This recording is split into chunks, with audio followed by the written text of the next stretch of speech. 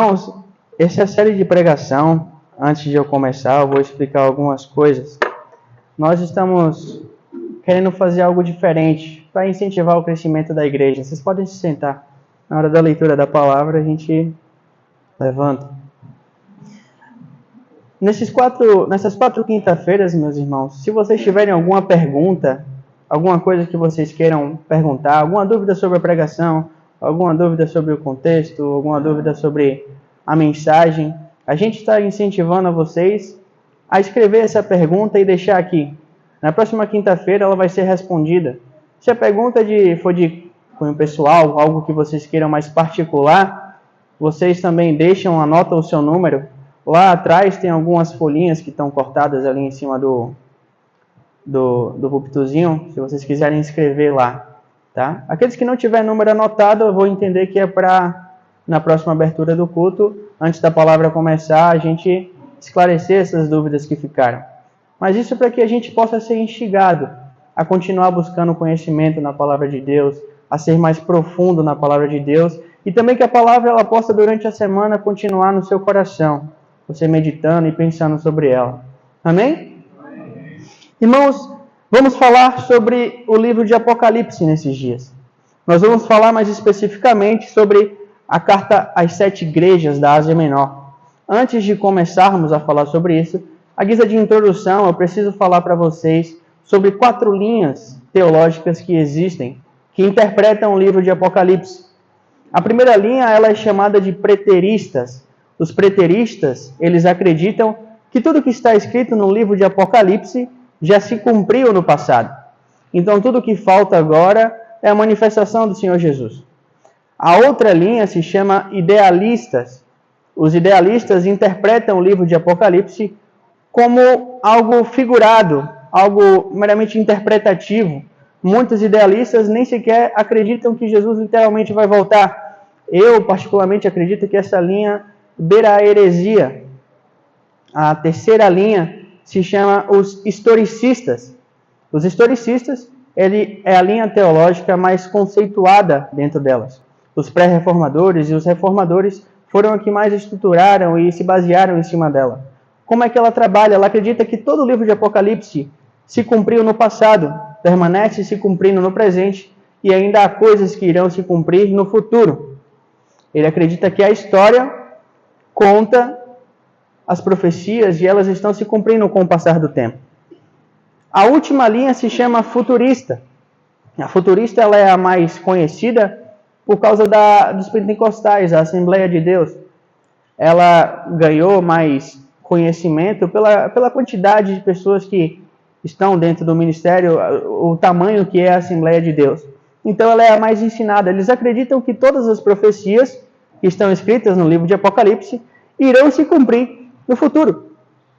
E tudo ainda está para acontecer. Irmãos, para introduzirmos essa história, aquilo que vai ser ministrado essa noite, nós vamos começar no dia 18 de julho de 64 d.C. O que aconteceu nesse dia? Aconteceu que Roma foi completamente incendiada. A cidade de Roma foi tomada por chamas. 10 dos 14 distritos dessa cidade foram completamente incendiados e parecia um mar de chamas aquela cidade. Os historiadores acreditam que isso foi um ato proposital do imperador chamado Nero na época, que era tido como louco, um tirano. Quando esse incêndio estava acontecendo, os historiadores falam, e existe até uma pintura, de que Nero se encontrava no topo do seu palácio, contemplando a vista e tomando uma taça de vinho. Durante essas chamas, os distritos que foram preservados, a provisão de Deus, eram em maioria habitados por cristãos e judeus. Mas isso serviu de álibi para Nero, que usou isso como justificativa para colocar a culpa do incêndio de Roma nos cristãos. E isso foi o estopim do início de uma grande e terrível perseguição da igreja. A história conta que, Tertuliano conta que naquela época faltava madeira para produzir cruz, para que os cristãos fossem crucificados. Os cristãos eram pendurados em estacas nas ruas, encharcados de piche e ateado fogo neles para iluminar a cidade de Roma durante a noite. E esse também foi o estopim que causou então a prisão de Pedro e Paulo. Pedro, então, foi crucificado em 64 e o apóstolo Paulo foi também decapitado. Passado um tempo, em 95 depois de Cristo, chegou em vez, então, do nosso apóstolo conhecido como apóstolo João. O apóstolo João foi preso por Domiciano neste ano. E ele foi mandado em isolamento para a ilha de Patmos. Roma acreditava, então, que tinha, enfim, acabado com o cristianismo. Mas aprove a Deus que naquele lugar a revelação da glória de Deus foi dada a João. O lugar que deveria ser para a igreja desesperança tornou-se sinal da maior esperança daqueles que amam e esperam a vida de Cristo. A revelação do Apocalipse. E nessa revelação, Jesus mandou que João escrevesse 7 cartas. E essas cartas foram direcionadas para 7 igrejas diferentes da Ásia Menor. A Ásia Menor hoje a gente conhece como a atual Turquia. E Jesus pediu essas 7 cartas, mas o que eu acho interessante, eu acho importante ressaltar que, diferente de apóstolo Paulo, João escreveu todas as 7 cartas em uma só, Apocalipse.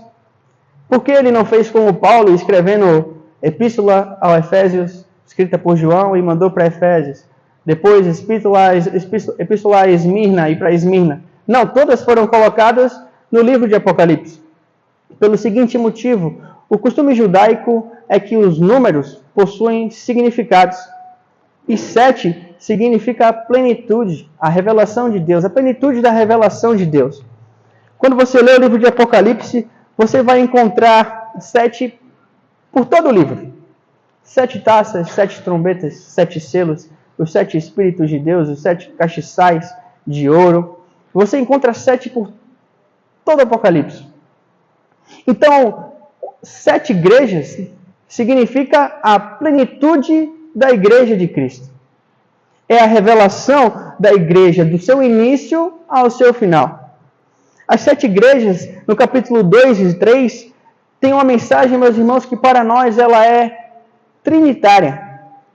Ela tem o seu contexto da época, o seu contexto contemporâneo. Ela possui também o seu contexto espiritual.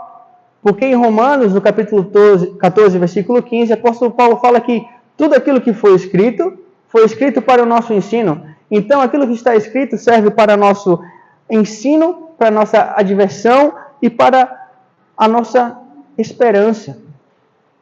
Mas como todo livro de Apocalipse contém o contexto profético de apontar as coisas que iriam acontecer. Isso mesmo Jesus disse ao próprio João, em Apocalipse capítulo 1, versículo 19, Jesus falou assim para João: escreva, pois, as coisas que você viu, as coisas que são e as coisas que irão acontecer. Cada uma das 7 cartas representa um tempo da história da igreja. Constrói uma trajetória que será para nós um guia para a revelação da glória de Deus naquele grande dia em Cristo Jesus. Então agora, meus irmãos, falaremos hoje sobre Éfeso e sobre Esmirna. E agora eu te peço que levantem para acompanhar comigo a leitura da palavra. Vamos abrir em Apocalipse capítulo 1, capítulo 2, do versículo 1 ao 7.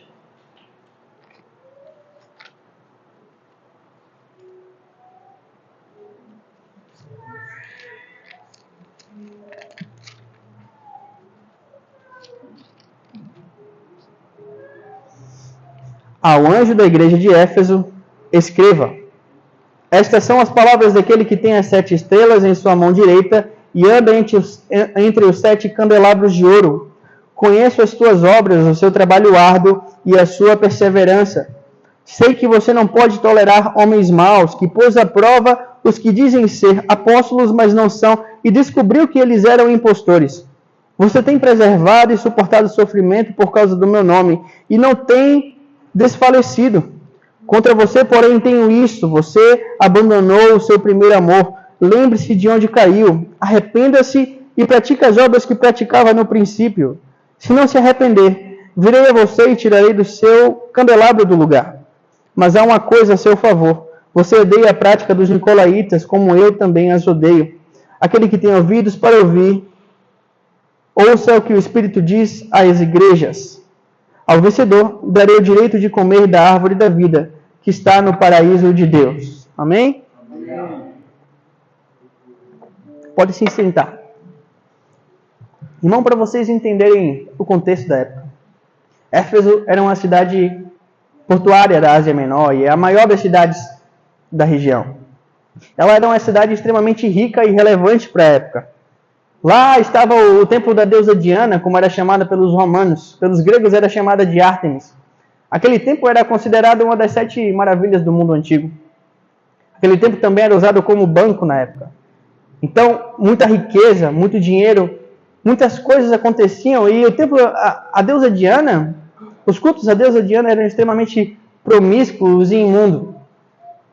Foi nessa cidade que, segundo o relato de Atos dos Apóstolos, o apóstolo Paulo passou 2 anos da sua vida cultivando a igreja lá. E tamanho foi o impacto da pregação do apóstolo Paulo que as pessoas simplesmente largavam, quebravam, queimavam os seus ídolos e corriam para Cristo, e a cultura daquela cidade mudou, a ponto de que o comércio foi prejudicado. O maior souvenir daquela cidade eram as estatuazinhas que eram vendidas da deusa Diana.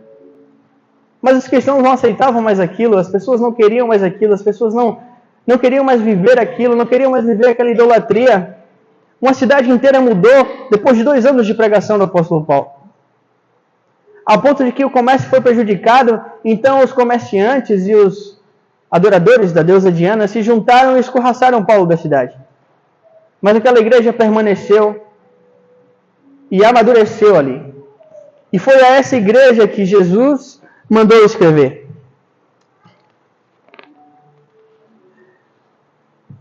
Jesus mandou escrever uma carta a essa igreja que tem algumas coisas para nos ensinar. Jesus estruturou todas as cartas que você vai ver no Apocalipse em 4 partes. Primeiro, ele se apresenta. Segundo, ele elogia a igreja, se assim tiver algum elogio. Depois, ele dá a queixa para a igreja, se assim tiver alguma queixa. E por último, ele dá a promessa.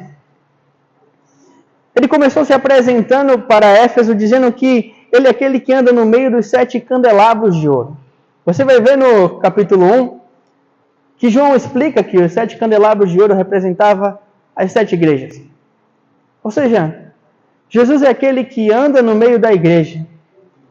E durante todo esse tempo e toda a história, em nenhum momento Jesus deixou de andar no meio da igreja.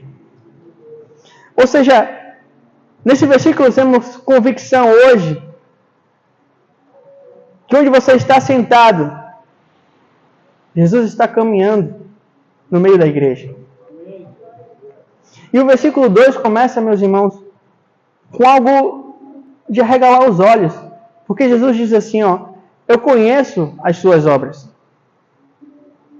Jesus conhece as suas obras. Ele conhece seu coração. Ele conhece a sua humildade. Ele conhece o seu caráter. Ele conhece o seu posicionamento. Ele conhece seu posicionamento na igreja, o seu zelo pela igreja, o seu zelo pelo templo, o seu zelo pela noiva de Cristo.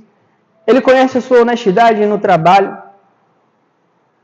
a sua honra que dá ao seu chefe, a sua honestidade em relação aos seus colegas, a sua humildade em relação aos seus colegas. Ele conhece seu zelo em sua casa. Ele conhece o seu cuidado para com seu filho, para com seu marido. Ele conhece tudo aquilo que você faz em escondido ou aquilo que você faz também diante das pessoas. Ele conhece as suas obras. Ele conhece e ele vê você com seus joelhos dobrados no seu quarto. Aquilo que você ora a favor de tantos, as lágrimas que você derrama a favor de muitos. Ele conhece a integridade do seu coração enquanto você tenta proclamar a verdadeira palavra de Deus. Ele conhece, meus irmãos. E não somente isso, porque eu digo isso porque não busquem honras então para você, não busque ser reconhecido pelo mundo, não busque honrarias para si, permaneça com seu coração firme, com humildade em sua vida. Muitos tentam ser reconhecidos aqui, tentam arranjar glórias para si aqui. Mas, meus irmãos, naquele grande dia, o justo juiz lhe dará a devida recompensa pelas suas obras. E essas recompensas não serão passageiras, não se diluirão com o tempo, não serão corrompidas por outros, ou distorcidas por outros, mas ela será eterna. Meus irmãos, da mesma forma como Jesus vê as suas boas obras, ou ao contrário é verdade. Se ele vê a honestidade, ele também vê o mentiroso. Se ele vê o justo, ele também vê aquele que pratica a injustiça. Se ele vê aqueles que são fiéis, ele também vê aqueles que são infiéis. Ele conhece aqueles que são avarentos, os adúlteros, os idólatras, os egoístas, os amantes de si mesmo. Esses que, na frente de muitos, vestem essa roupa de cristão, falam como cristão, agem como cristão. Mas em oculto, quando se sentem seguros, protegidos daquele que os cercam, revelam as suas reais intenções, eu sinto lhe dizer que Jesus conhece as suas obras. Então permaneçam em integridade, permaneçam em verdade, porque nada permanecerá oculto aos olhos de Deus, porque Ele anda no meio da igreja. Jesus elogia a igreja de Éfeso, nos mostrando algumas qualidades que dão legitimidade a uma igreja madura, que cresceu na fé. Nós vemos que Éfeso era uma igreja missionária, porque ela trabalhava arduamente. Na propagação da palavra, eles entenderam o ide de Jesus. Eles não guardaram aquilo que eles receberam do apóstolo Paulo para si, mas eles queriam falar dessa salvação a muitos, a ponto de que uma cidade foi transformada. Eles não toleravam os homens maus, e isso é algo a se atentar, meus irmãos, porque hoje nós vivemos em uma igreja que ela é muito inclusiva. Eu sinto lhe dizer, uma igreja inclusiva não é bíblica. Pode ser duro, mas igreja não é lugar de aceitação, tá? Igreja é lugar de transformação. O Evangelho não precisa aceitar você. Você precisa aceitar o Evangelho. O Evangelho não precisa se moldar as suas circunstâncias, a sua situação, as suas necessidades. Mas você precisa se virar e se encaixar nos parâmetros que o Evangelho colocou. A igreja não é lugar para pessoas que não estão dispostas a deixar aquela velha vida para trás. Porque a igreja, meus irmãos, não é antropocêntrica. Ela é teocêntrica. Não é os nossos desejos, não é a nossa vontade, não é os nossos desígnios. Não é porque fulano quer ser pastor que ele vai ser pastor. Não é porque fulano quer ser levita que ele vai ser levita. Não é porque fulano decidiu que ser missionário é legal que vai ser missionário. É porque Deus assim escolheu e colocou o propósito na vida dele para ser esse. Porque a vontade que rege a igreja é a vontade de Deus. Em Mateus capítulo 16, versículo 24, Jesus falou que aqueles que quiserem me seguir, negue-se a si mesmo. Efésios entendia isso e eles rejeitavam os homens maus. Homens maus que tentavam viver uma vida mundana dentro da igreja. Homens maus que tentavam trazer os costumes do mundo para a igreja. Homens maus que diante dessas atitudes tentavam trazer distorções, divisão no meio da igreja. E a igreja tem se tornado assim, irmãos, tolerante ao mal. Ser tolerante é a mesma coisa de ser coparticipativo com a ação. Você pode até não estar fazendo, mas se você tolera aquela atitude, você está sendo compassivo com aquela atitude. A igreja tem sido tolerante a mentiras, tem sido tolerante à homossexualidade, tolerante a pastores e líderes falsos. E é chegado, meus irmãos, o tempo dos verdadeiros cristãos que estão dispostos a se posicionar em tempos obscuros, se levantarem. Éfeso também era contra as obras dos nicolaítas. Os nicolaítas, meus irmãos, foram os primeiros grupos de hereges que surgiram na igreja. Você vai encontrar sobre Nicolau no capítulo 6 de Atos. Ele foi o último dos diáconos que foram levantados pelos apóstolos. Mas ele se corrompeu. Os historiadores falam que a heresia que o Nicolau contava era de que ele foi o primeiro a separar o clérigo do leigo. Ele começou a dizer que aqueles que se dedicavam à palavra, que eram pregadores, que viviam da pregação da palavra, que eram estudiosos da palavra, esses eram superiores, esses eram mais santos, esses eram mais dignos, esses eram melhores. Uma controvérsia ao evangelho que foi pregado por Cristo, que foi entregue a pescadores, que foi entregue a prostitutas, que foi entregue a cobradores de impostos, que foi entregue para mim, foi entregue para você. O evangelho é para todos. A pregação do evangelho é para todos. E os efésios entendiam isso, e eles estavam prontos para isso. Eles estavam bem armados para esses tipos de coisas que afrontavam a igreja. Sabe por quê? Porque eles tinham boa teologia, eram fundamentados na palavra. Afinal, Paulo gastou 2 anos lá, doutrinando aquela igreja, ensinando aquela igreja, mergulhando aquela igreja na palavra. Então, chegavam os falsos apóstolos tentando propagar as suas mentiras, e eles não caíam na conversa fiada, eles não eram levados por qualquer vento de doutrina, porque eles eram profundos na palavra. E mais do que isso, meus irmãos, quando essas pessoas se levantavam, os éfesos tinham uma atitude importante. Eles colocavam em exposição a mentira daquelas pessoas. E por que isso é necessário de ser exposto? Porque a saúde dos santos não pode ser prejudicada. Pode ser que você tenha maturidade hoje, reconheça hoje a verdade, não caia nessas heresias, mas pense no seu irmão.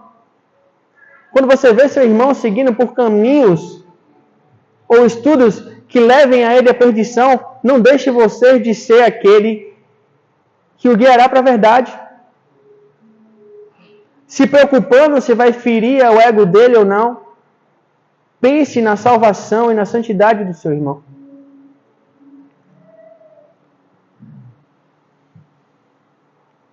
Meus irmãos, hoje vivemos num mundo de muita informação. A gente tem na palma da nossa mão muita coisa, muito conteúdo. Só que essa tecnologia crescente, sabe o que ela trouxe para a igreja? Preguiça. Trouxe preguiça.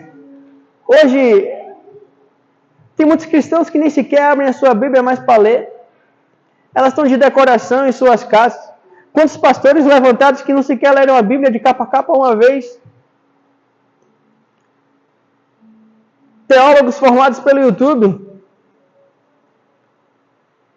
acompanham e buscam os ensinos que sustentem as suas necessidades, as suas doutrinas, e você vai achar de tudo. Mas há lobos escondidos em pele de cordeiro, e a maturidade é necessária, a profundidade na palavra é necessário para isso. Hoje é necessário, meus irmãos, mais do que qualquer outro tempo, que os cristãos sejam profundos na palavra, que estejam prontos para responder a qualquer um que lhe pedir qual é a razão da sua esperança, como o apóstolo Pedro falou. Nós vemos que os éfesos suportaram o sofrimento, a perseguição por causa do nome de Jesus. Eles eram resilientes mesmo diante das dificuldades, da tentativa contra eles. Jesus, porém, tinha algo contra eles. Eles deixaram o primeiro amor. Eu já falei sobre isso aqui uma vez. Que o amor a Deus, meus irmãos, é a raiz da salvação. Na segunda carta ao Timóteo, o apóstolo Paulo fala sobre a coroa da justiça que lhe está reservada. No final do versículo ele diz que a coroa da justiça está reservada para aqueles que amam a Cristo e esperam a sua vinda. Em 1 Coríntios, no capítulo 13, o apóstolo Paulo também fala sobre os dons do Espírito e diz que eles não têm valor algum se não tiver amor. O apóstolo Paulo fala sobre profecia, sobre conhecimento, sobre toda a fé do mundo que você possa ter e fala que eles não têm valor algum se você não tiver amor. O apóstolo Paulo fala sobre o seu sacrifício, sua doação, mesmo que você entregue a sua vida, que não tem valor nenhum se você não tiver amor. Meus irmãos, Éfeso, em grego, significa desejada. Aquela era a igreja desejada de Cristo, formada por Cristo. Éfeso representa a primeira igreja, a igreja primitiva. Ela vai do ano 33 até o ano 100, que foi a morte de João. Sabe pelo que a igreja era reconhecida naquela época? Pelo amor. As pessoas corriam para Cristo, deixavam os seus ídolos, porque quando olhavam para os cristãos, viam a exuberância do amor deles para com o próximo. Você lê Atos e vê os irmãos vendendo suas casas, vendendo seus bens, suas residências, para poder dar sustento ao teu outro irmão, para repartir o pão com outro irmão. Você vê apóstolo Paulo elogiando os filipenses, porque os filipenses tiraram da sua pobreza até o que não tinha, para ajudar os judeus que tinham sido expulsos de sua terra. Você lê as cartas paulinas, você lê as cartas de João, e você vê a ênfase absurda que eles dão no amor para com o próximo. Porém, essa igreja, que era a viva expressão desse amor, se encontrava abandonando essas obras. E o que pode ter gerado isso nela? Agora olhamos para a história, para entender isso, olhamos o contexto. Talvez as perdas que ela viveu naquele tempo foram muito significativas. Em 44 depois de Cristo, Tiago foi morto pela espada do rei Agripa. Depois disso, André é crucificado em Ática. Tiago Menor foi apedrejado até a morte. Depois, Mateus foi esfolado vivo na Etiópia. Bartolomeu esfolado vivo na Índia. Simão Zelote martirizado na Pérsia. Depois, Tomé foi atravessado por uma lança enquanto orava. Judas Tadeu foi perfurado por uma flecha. Lucas foi enforcado. Marcos foi arrastado até a morte. Depois voltamos para 67, Paulo decapitado, Pedro crucificado. E as perdas, meus irmãos, para aquela igreja se tornaram muito significativas. Eles perderam todos os seus líderes. Eles estavam perdidos. Em 95, depois João preso, isolado, eles tinham perdido tudo. Eles perderam a sua segurança. Perderam a sua liderança, aquilo em que se sustentava. A vida em Cristo, então, para eles se tornou pesada porque eles começaram a ficar desesperançosos das suas vidas.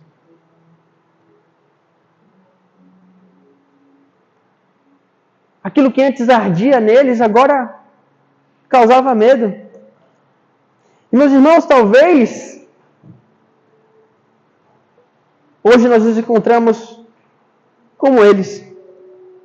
As nossas perdas têm endurecido o nosso coração. As dificuldades têm esfriado o nosso espírito. As decepções têm clausurado os nossos corações. Nós, às vezes, possamos nos sentir abandonados, como se tivéssemos perdido a segurança.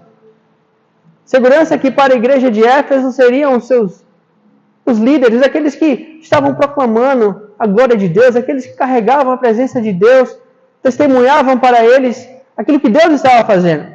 Eu não sei para você o que lhe tirou a segurança. Eu não sei o que você perdeu, o que gerou no seu coração a solidão. Eu não sei o que fez com que você deixasse as suas primeiras obras.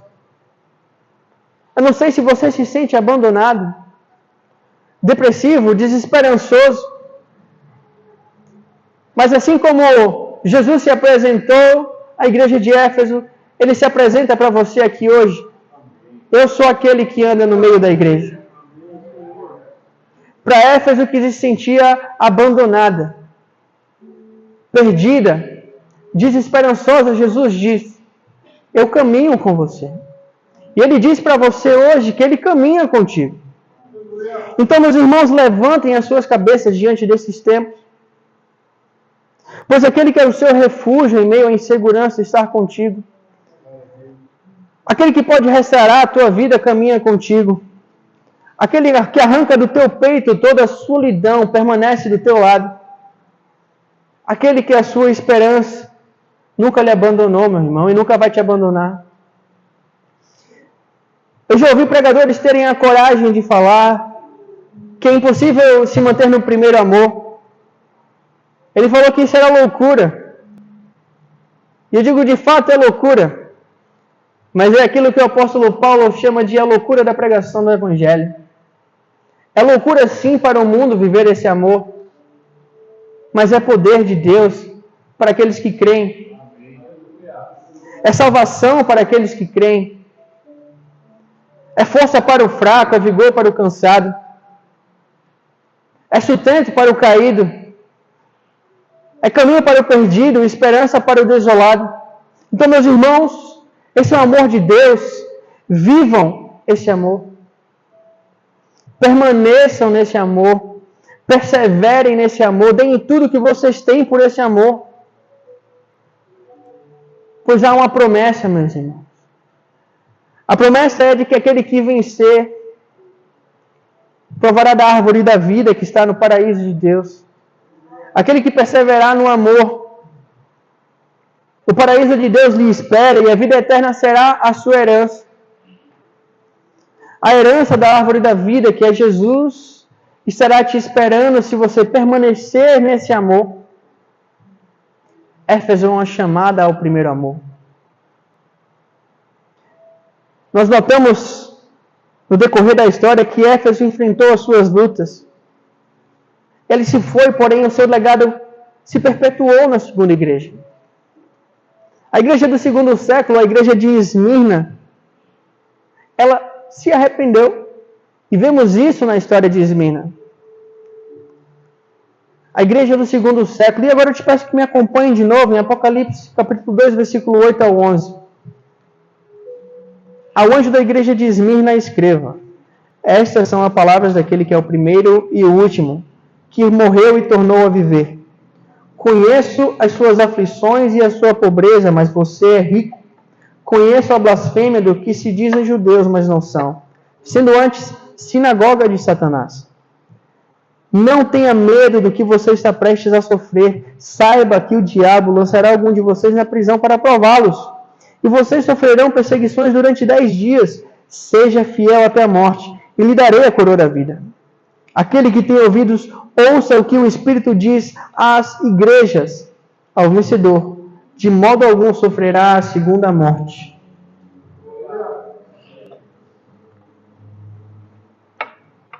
Esmirna, irmãos, ficava a 65 quilômetros de Éfeso. Ela era uma cidade portuária também, extremamente grande. Ela disputava a coroa da Ásia Menor com Éfeso. Ela era uma cidade extraordinariamente bonita para a época. Ela tinha ruas extremamente largas, assim, que exaltavam assim, a imponência da cidade. Ela era muito avançada tecnologicamente, na medicina. Tinha estruturas muito grandes. Era uma cidade extremamente rica. Tinha um templo de adoração do deus Dionísio e muito ouro circulava aquela cidade. Mas naquela cidade extremamente rica, Jesus disse que havia uma igreja pobre. Em 97 depois de Cristo, no início do segundo século da igreja, o imperador Trajano, ele decretou o cristianismo como proibido, mas não existia naquela época nenhum esforço do Estado, do Império, para perseguir a igreja. Os cristãos eles eram pegos através de denúncias que não poderiam ser anônimas. Quando eles eram pegos, ali no início do segundo século, as coisas que no início eles sofriam eram perda de suas casas, dos seus bens, algumas sanções. Em casos mais extremos, eles eram martirizados. Porém, os próprios judeus intensificaram as suas denúncias e perseguiram terrivelmente o povo de Deus na época. Então, a perseguição foi se intensificando e os martírios se tornaram maiores. E notamos que essa igreja é uma igreja que não há críticas para ela. Entendemos que Esmirna foi a continuidade daquilo que Éfeso fez, a igreja que se arrependeu. Porque agora não há críticas para aquela igreja. Mas há algo de interessante a se notar. Jesus diz a Esmirna assim: conheço as suas aflições e a sua pobreza. Olha que interessante, Jesus conhece as suas obras, mas Ele também conhece as suas aflições. Ele conhece a sua pobreza. Ele sabe a dor que você passa. Ele conhece as perseguições que você enfrenta. Ele conhece as difamações que são proferidas contra você. Ele conhece as circunstâncias difíceis que cercam a sua vida, os desânimos que afligem a sua alma, as tentativas de Satanás de lhe derrubar, de lhe tirar da presença. Ele conhece as suas aflições. E quando Jesus diz que conhece as suas aflições, Ele não está falando de uma simples observação. Ele está falando de experiência própria. Em Hebreus, no capítulo 4, versículo 15, está escrito assim, não temos um sumo sacerdote que não possa se compadecer das nossas fraquezas, mas sim algum que, como nós, em tudo foi tentado, mas sem pecado algum. Ele entende a sua dor. Ele sente o que você sente. Ele conhece a sua ansiedade. Ele conhece a sua depressão. Ele de fato conhece aquilo que você está passando. Para essa igreja pobre e necessitada, Jesus diz: eu conheço as suas aflições e a sua pobreza, mas você é rico. E isso é tremendo. Esmirna, pobre para o mundo, mas rica para Deus. A igreja que não se preocupou com o dinheiro que poderia ser ajuntado na terra, mas com as riquezas que poderiam ser adquiridas no céu. Lá estava o coração dessa igreja. Uma igreja que viveu como peregrinos em terras distantes, com suas mentes focadas na eternidade. Irmãos, talvez você olhe para a sua vida hoje e não veja abundância, você não encontre riqueza em sua vida. Talvez você não seja rico, não possua muitos bens. Talvez você olhe para si mesmo e não encontre nada de atrativo ou luxuoso que possa se orgulhar. Não existe nada na maneira como você vive ou como você veste que lhe indique alguma riqueza. Talvez o mundo olhe para você e lhe considere miserável. Não reconhecem nada de valor em você. O mundo condena a sua pobreza. Mas Cristo hoje diz que você é rico. Ele vê o valor que há em você. Ele vê a beleza que há em você. Ele reconhece as riquezas que existem em seu coração. E Ele lhe achou, meus irmãos, tão valioso, mas tão valioso, que pagou por você um preço de sangue. O seu próprio sangue. Então, verdadeiramente, meus irmãos, vocês são ricos. E por que Esmirna era rico? A vida da igreja de Esmirna ardia algo que o apóstolo falou em sua carta a Filipenses, no capítulo 3, versículo 8. Esmirna pensava exatamente assim: mais do que isso, eu considero tudo como perda comparado com a suprema grandeza do conhecimento de Jesus Cristo, meu Senhor, cujo pela causa eu perdi todas as coisas, e eu considero elas como esterco, só para poder ganhar a Cristo. Nada mais importava para aquela igreja, meus irmãos, senão a vida em Cristo. E tal sentimento, eles não foram expressos somente em palavras, mas na vida daqueles irmãos. A partir do ano 249, depois de Cristo, começou então a grande perseguição da igreja.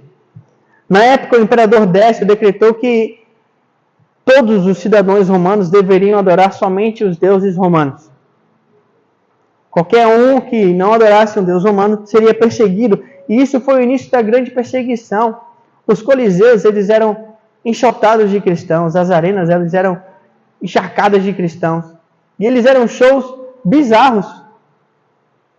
Eles eram enterrados vivos com a cabeça para fora e eram soltos os leões para devorarem eles. Eles eram presos em estacas e queimados enquanto as pessoas aplaudiam. Eles eram lançados nas arenas e as feras eram soltas e eles tinham que lutar contra as feras desarmadas. Eles foram martirizados por todos os cantos, de maneiras impensáveis e das mais brutais possíveis. Então, em 285 d.C., outro imperador, um ainda pior, Diocleciano, assumiu o poder. E Diocleciano entendeu uma coisa diferente daquilo que Décio entendeu. Ele falou assim, não basta só matar os cristãos. Achem os manuscritos deles e queimem os manuscritos. Naquela época, o Novo Testamento já havia sido consolidado. As cartas paulinas já circulavam e o cânon já estava formado do Novo Testamento. Então Diocleciano mandou que seus soldados não só matassem os cristãos, mas queimassem tudo aquilo que fosse relacionado a Cristo ou manuscrito da igreja. E eu quero usar isso como uma advertência a nós. Satanás sabe o poder daquilo que Deus deixou. Satanás sabe o poder da palavra. Nosso inimigo sabe o poder da palavra. De tanta forma que, até hoje, de todas as maneiras possíveis, ou adulterando, ou queimando, ou destruindo, a palavra ela é perseguida a todo instante, porque Satanás sabe o poder da ferramenta que foi deixada em nossas mãos. E agora nós, quando iremos perceber o poder desta ferramenta?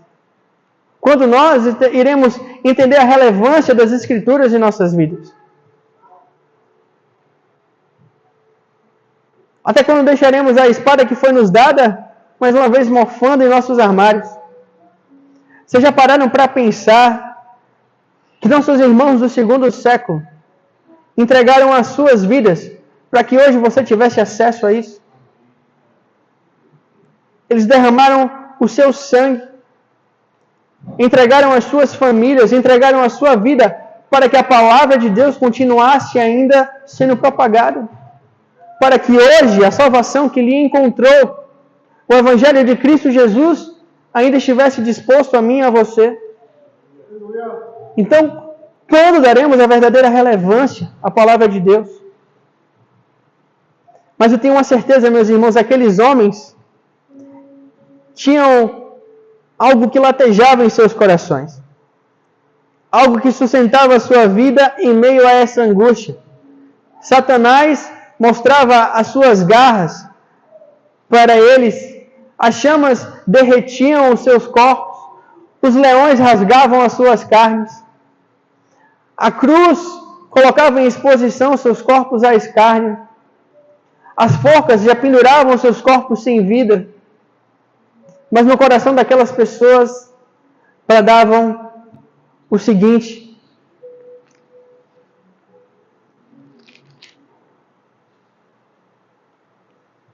seja fiel até a morte, e eu lhe darei a coroa da vida. Então tudo perdeu, meus irmãos, a relevância para aquelas pessoas. As suas vidas na terra se esvaíram, mas eles jamais experimentarão da segunda morte, porque hoje se encontram com Cristo Jesus.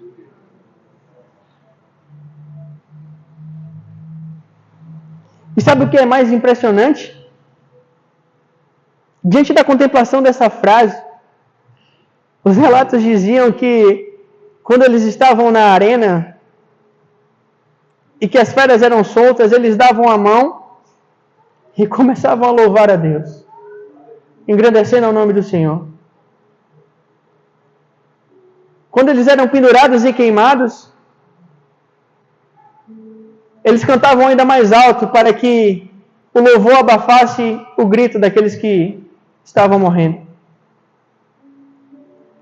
As suas mães com seus filhos ainda no colo, viam seus filhos, seus nenéns sendo devorados por leões, mas elas permaneciam gratas a Deus, pela honra de servi-lo. E hoje, nós nos encontramos murmurando porque a TV quebrou, porque a internet parou de funcionar. Choramos porque perdemos o nosso emprego, porque nós engordamos, porque o namoro terminou, porque o pastor disse isso ou aquilo, porque o irmão fez isso ou aquilo. E ainda colocamos a culpa em Deus pelas coisas mais insignificantes. Aqueles irmãos se reuniam em cavernas, em esgotos, em porões, sempre tendo que ser à noite, muitas vezes sem qualquer conforto, muitas vezes feridos. E aquilo era suficiente para fazer eles queimarem por Cristo. Eu me pergunto quantos desses desejariam a oportunidade que hoje temos de estar aqui.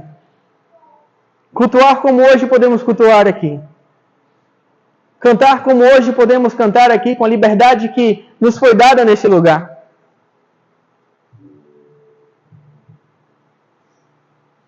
Eu me pergunto como seria a igreja de Cristo se hoje aqueles irmãos estivessem aqui, tivessem a liberdade de declarar a fé que eles têm. Como seria a igreja? Como seria Jaraguá se esses irmãos estivessem aqui? Meus irmãos, hoje, pela graça de Deus, nós vivemos em um país onde somos livres para crermos em Deus. Somos livres para adorar a Deus. Alguns de nossos irmãos espalhados pelo mundo ainda hoje, para poderem declarar a sua fé e permanecer fiéis, ainda pragam com a sua própria vida. Mas nós não. Somos livres.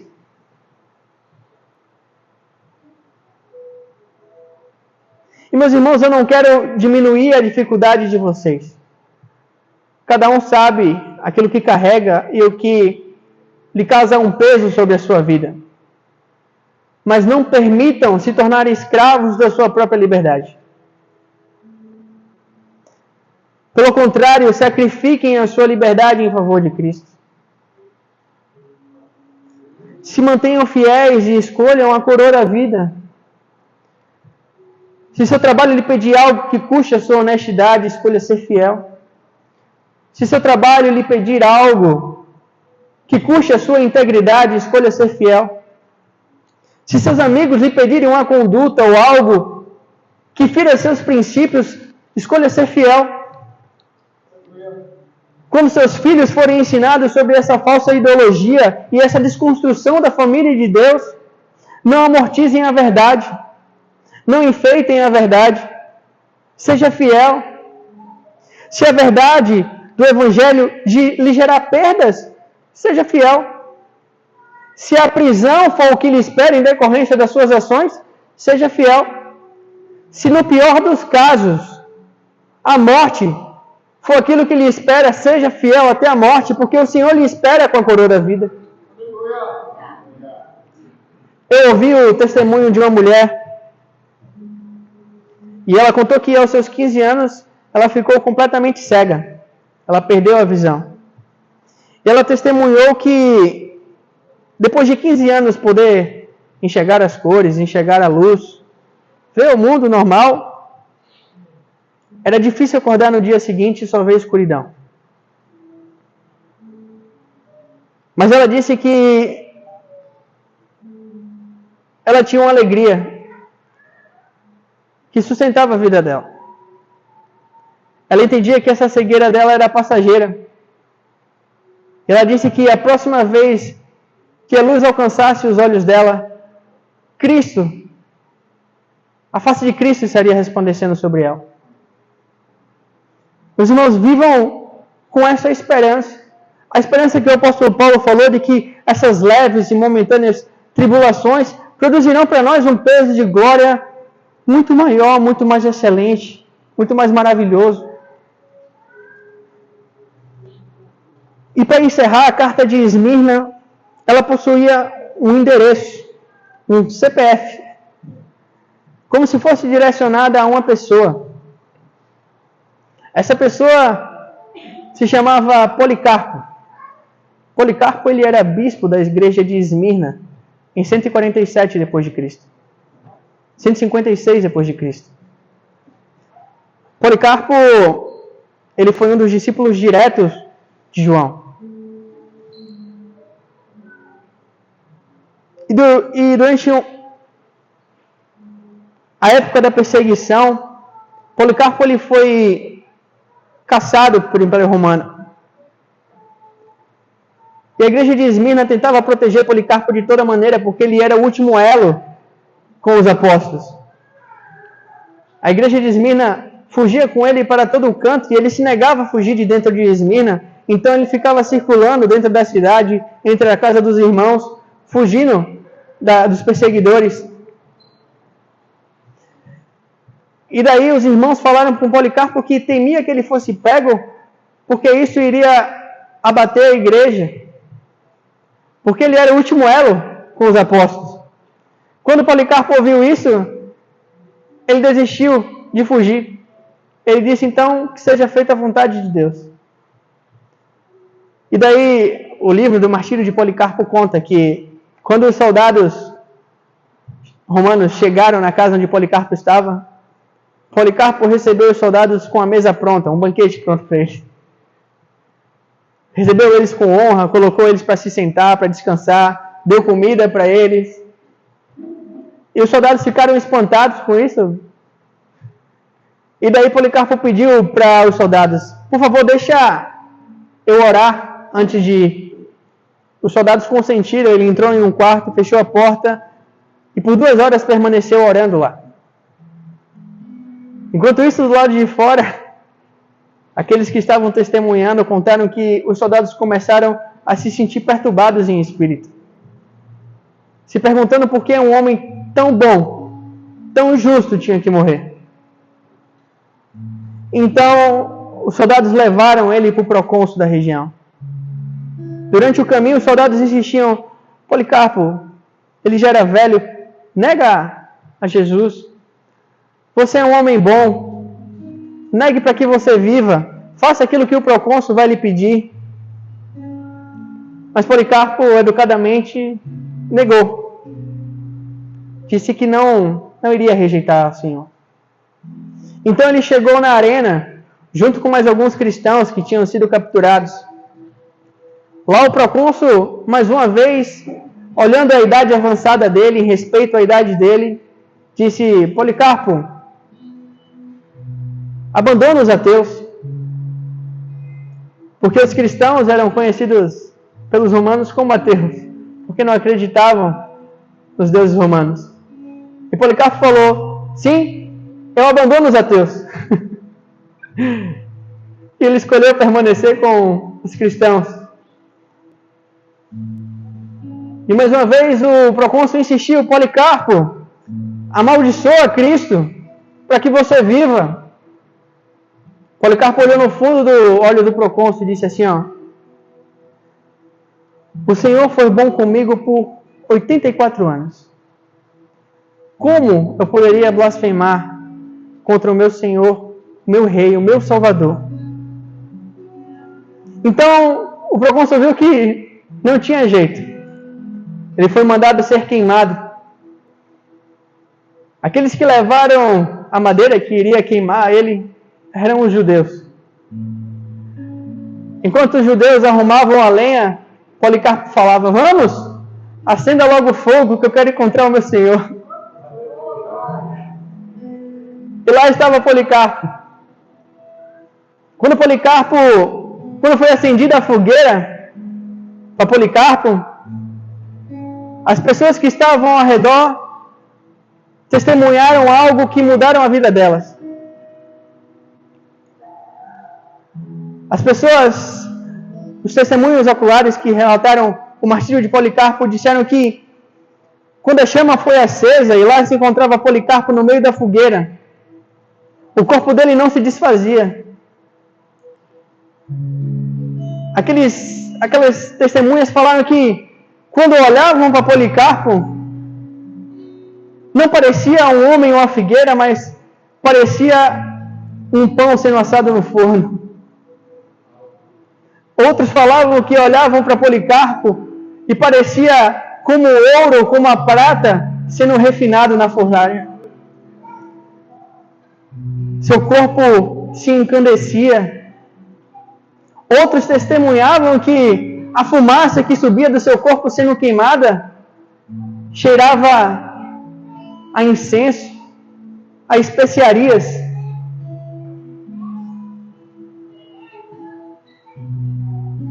Os romanos viram que não conseguiam matar Policarpo, então perfuraram ele com uma lança. E o sangue dele apagou a fogueira. Mas ao contrário daquilo que os irmãos de Esmirna acreditavam, a igreja explodiu. A ponto de que Tertuliano, o historiador da época, falou que o sangue dos mártires era a semente dos cristãos. Quanto mais eles morriam,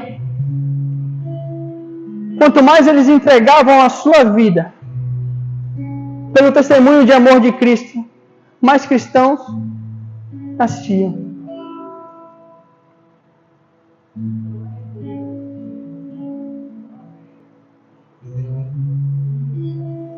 Isso porque havia uma palavra e a porta do inferno não poderia vencer a igreja. O nome Esmirna é derivado da palavra mirra no grego. Mirra era uma erva extremamente amarga. Esmirna significa amarga, porque foi um tempo de muitas amarguras.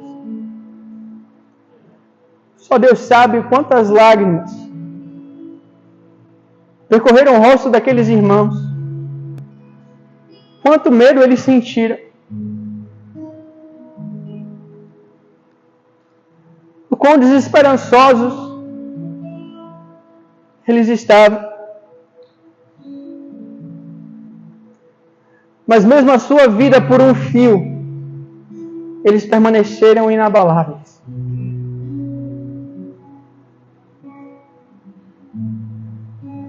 Depois de ouvir o testemunho do Policarpo, o Senhor me fez pesquisar o significado de Esmirna. E quando me mostrou sobre a derivação da palavra mirra, me pediu para pesquisar sobre a mirra.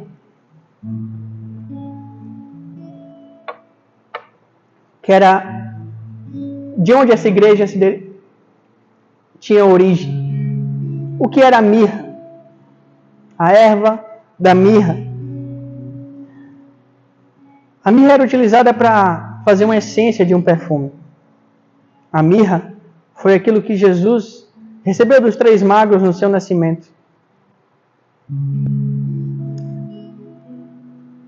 A mirra era uma das essências utilizadas para perfumar o corpo quando era embalsamado.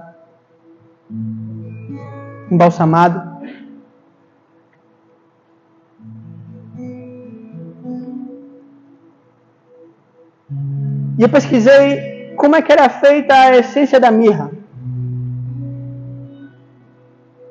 A mirra é feita da seguinte maneira. O boticário, que vai fazer, ele chega na árvore mirra, ele corta a árvore, a ponto da árvore sangrar. Quando a árvore sangra, a seiva que escorre daquela árvore é recolhida. Aquela seiva, ela endurece e é posta dentro da água. E quando colocada na água, é levada ao fogo. E quando ela é posta no fogo, e as substâncias então se misturam, ela exala o seu perfume. Semelhante àqueles irmãos sangraram. Sangraram pela consciência do arrependimento que vem das águas.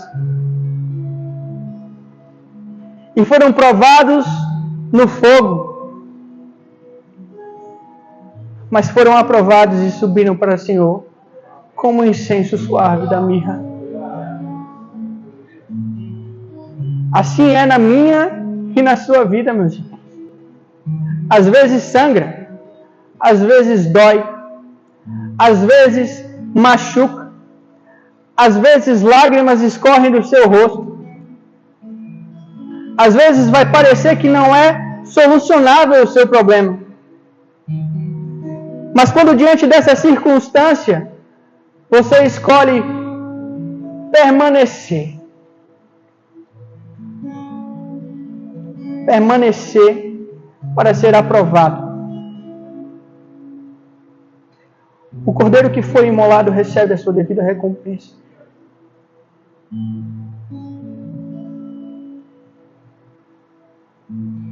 A sua vida vai ser um testemunho que perfumará o santuário de Deus.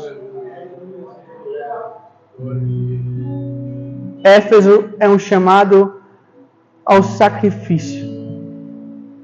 Um chamado à entrega. E aqui estão, meus irmãos, duas igrejas com duas ferramentas que nos ensinará a caminhar em perseverança, a avançar no reino de Deus, a avançar para a plenitude do fim, para a contemplação de Jesus Cristo, onde veremos aquilo que João viu, aquele que tem os cabelos brancos como a neve, seus olhos como chama de fogo, seus pés como um latão reluzente. O Pai que lhe esperará na frente da Nova Jerusalém, de braços abertos, esperando o perfumado Filho.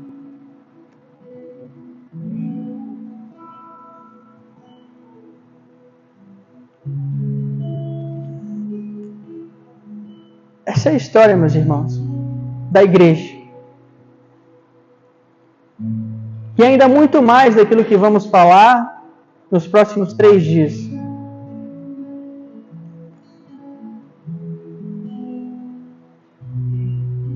Esse, meus irmãos, é um tempo de transformação, e falaremos sobre isso. É um tempo de arregaçarmos as nossas mangas. Um tempo de entender a nossa essência. Um tempo de trazer à nossa mente aquilo que realmente importa. A salvação, meus irmãos, também da sua alma. A eternidade com Cristo. Se tem alguém aqui hoje que ainda não aceitou a Cristo como seu único suficiente Salvador, hoje entendeu e recebeu a palavra e quer reconhecer a Cristo, eu peço que levante a mão, por favor. Da mesma forma, se tiver alguém que hoje quer se reconciliar com o Senhor, também peço que levante a mão. Vem aqui à frente, meu irmão, por favor. Podem ficar em pé, irmãos, por favor.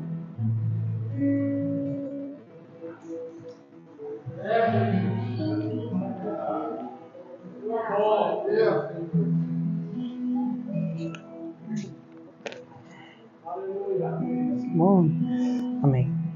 Meu irmão, vou falar e você repete. Tá bom? Senhor Jesus. Senhor Jesus. Eu me arrependo. Eu me arrependo. Pelos momentos em que andei distante. Pelos momentos que andei distante. Eu senti sua falta, Senhor. Eu senti sua falta, Senhor. Por favor, me recebe de volta. Por favor, me recebe de volta. Transforma a minha vida.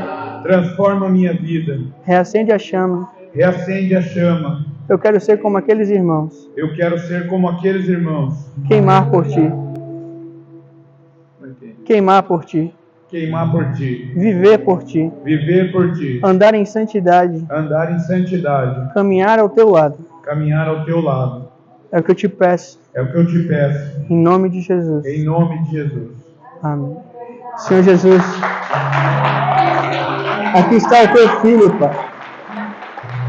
Ele entendeu a palavra, Senhor, e mais uma vez o teu Santo Espírito, Senhor, alcançou o coração dele, Deus.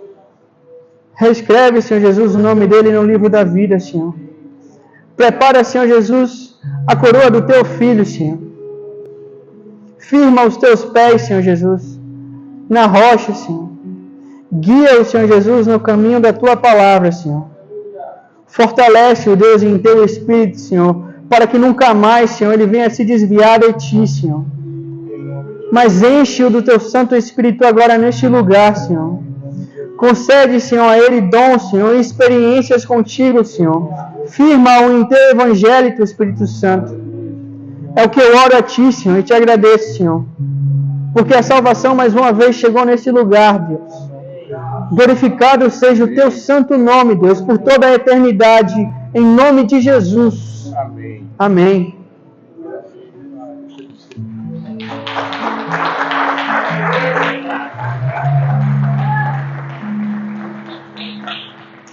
Meus irmãos, se tem algo no seu coração que hoje você quer pedir a Deus, eu te convido a vir aqui à frente. Eu quero chamar o pastor Altamir, quero chamar o pastor Edson, o pastor Raimundo. Eles vão estar aqui para orar por vocês. Tá? Deus, como já sabe, conhece as suas obras, conhece as suas aflições. Ele está contigo e Ele está aqui por ti. Se tem algo que você precisa hoje, eu lhes convido a vir aqui à frente e receber do Senhor o conforto. Em nome de Jesus, eu entrego a palavra aqui.